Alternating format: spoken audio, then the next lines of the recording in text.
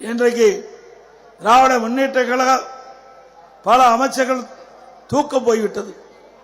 எப்பொழுது வருமான வரித்துறை தங்களுடைய கதவை தட்டும், எப்பொழுது ஈடி கதவை தட்டும் என்று சிந்தனையிலேயே உறங்கிக் கொண்டிருக்கின்றார்கள். அவ்வளவு ஊழல் நிறைந்த அரசாங்கமாக இன்றைக்கு திமுக அரசாங்கம் இருக்கிறது.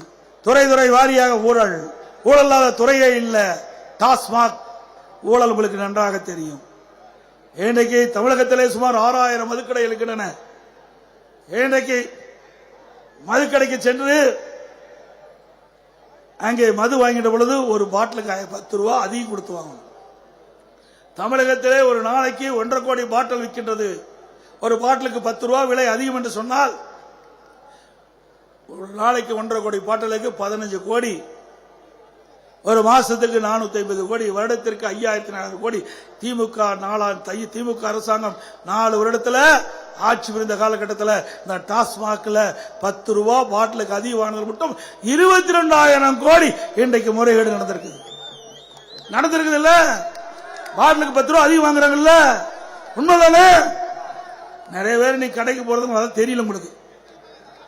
அண்ணா திமுக காரர் பெரும்பாலும் போறதில்லை. நல்லது, அப்படியே தொடருங்கள்.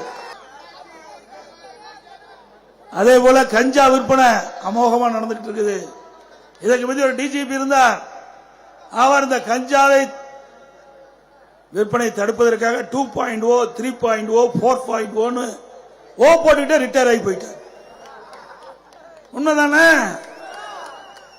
ஆக திராவிட முன்னேற்ற கழக அரசு இந்த கஞ்சா விற்பனையை, போதைப் பொருளை தடை செய்ய முடியாது. ஏன்னா பெரும்பாலும் திமுக கட்சிக்காரர் தான் விற்கிறான். அதனால எங்க போய் தடை செய்ய முடியும்? 2022ஆம் ஆண்டு காவல்துறை மானிய கோரிக்கை, அதுக்கு முதலமைச்சர் தான் பொறுப்பு.